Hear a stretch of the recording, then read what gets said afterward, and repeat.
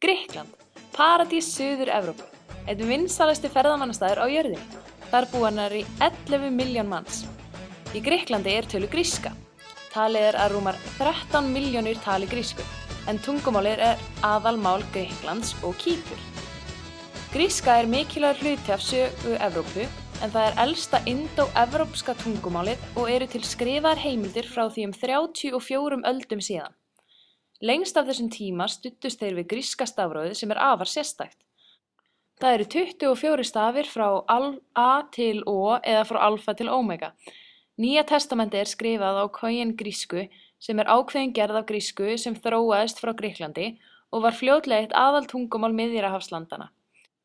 Rúmlega 50.000 ensk orð eru komin af grísku.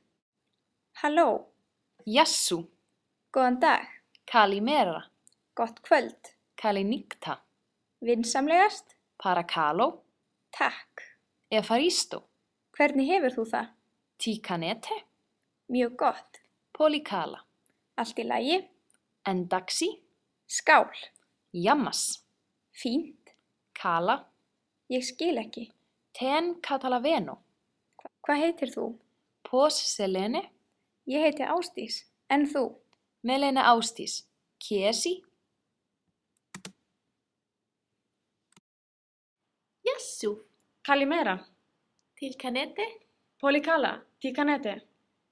Kala, Efaristo. Rekja má rætur vestrænnar menningar að ótrúlega mörgu leyti til Grikklands og landið oft álitið vagga vestrænnar menningar.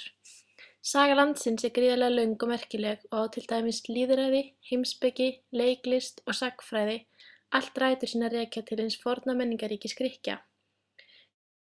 Þeir voru haldnir fjórða hvert ár eins og tíðkast ennþá, í næstum 12 aldir eða þangað til kristnir menn bönnuðu þá á 3. öld eftir Krist. Grískt tímatal rakti upphaf sitt til fyrstu leikanna enda voru þeir eitt af því fáa sem tengdi öll borgríkin saman og Grikkir voru vanir að leggja niður allar sína deilur fyrir leikana.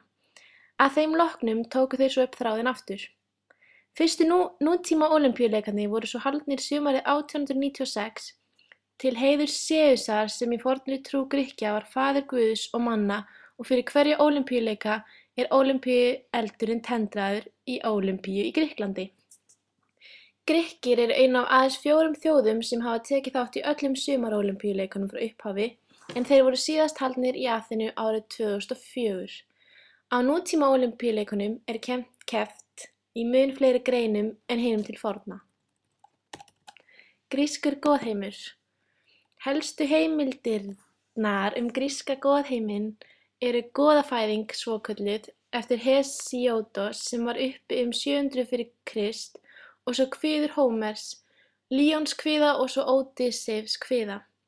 Talsvert ósamræmi þó á milli frásagna Hesíódosar og Hómers sem sýnir okkur að goðaheimurinn var ekki beint þaulskipulagður.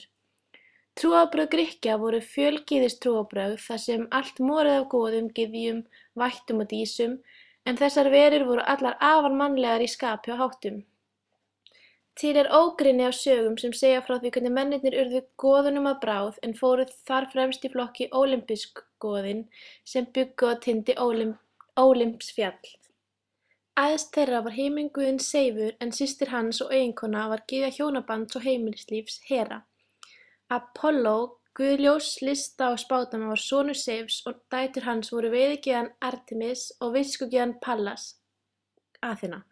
Sjávarguðinn Póseidon var bróðir Seifs og Afródíta var gyðja ástar og frjósemi. Á 5. öld fyrir Krist tóku grískir spekingar að skoða manninn og breytni hans með aðferðum heimspekinnar. Þekktustu heimspekingar Grikkja eru Sókrates, Plató og Aristóteles. Þeir bjuggu allir stærstan hluta lífsins í Aþenu og það sem merkilegra þeir þekktu hvorn annan. Guðirnir Aþena og Póseidon kepptust höfuðborg Grikklands.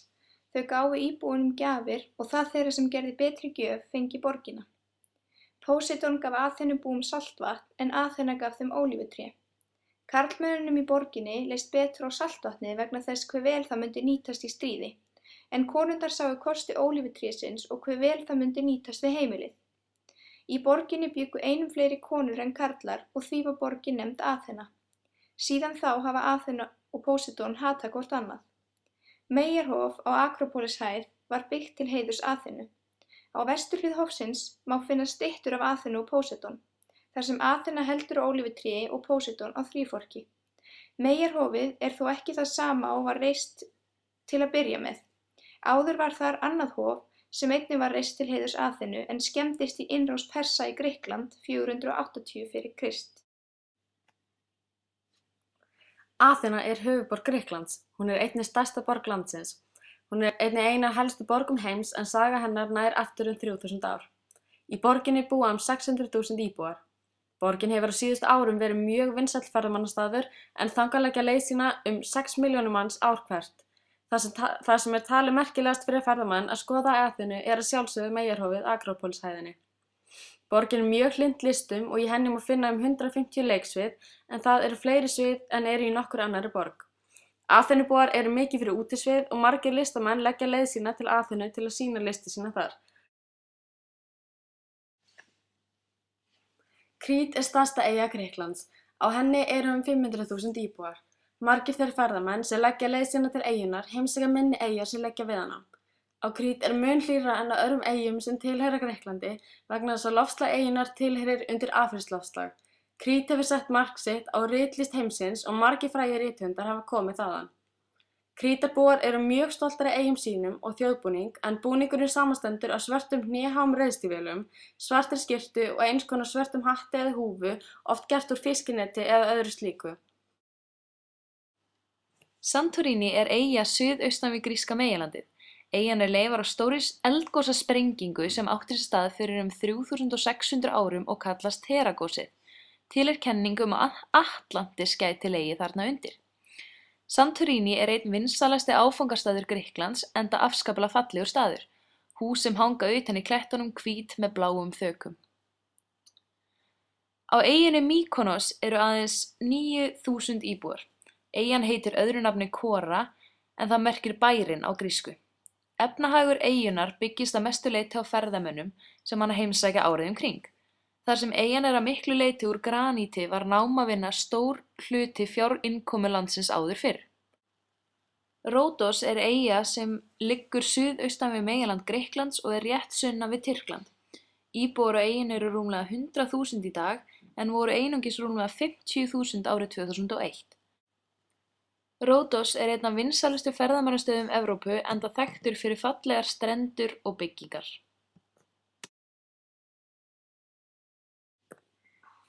Sorba er dans sem þekktur víða heim en hann hefur notið sífellt meiri vinsælda eftir að hann fyrst birtist í myndinni Sorba the Greek á 7. áratug síðustu aldar.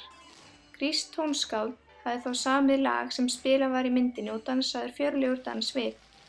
Lagið er sett saman úr 2 lögum sem upprunnin eru á Krít og spilað er á bouzouki undir.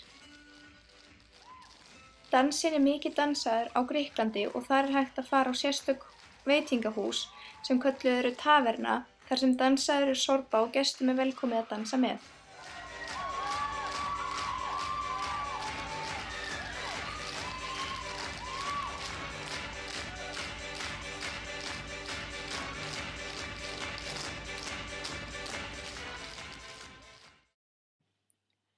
Undanfarin ár hefur verið mikið talað hrun í Grikklandi en það var einfaldlega sagt að landið væri á hausnum. Því miður er raunveruleikinn sá að Grikkland kom rosalega illa út úr hruninu og átti mjög erfitt tíma. Fólk mótmælti á götum Aþenu sem var skiljanlegt, vandinn var sá að stjórn Grikklands fékk mikið af lánum sem voru svo falin og þegar hrunið skall á og skuldirnar eru hærri og hærri réðu þeir ekki við það og efnahagurinn féll. Þrátt fyrir það eru Grikkir ekki lengur á niðurleið og stefna til betri efnahags. Bjartsýni ríkir við Miðjarðarhafið.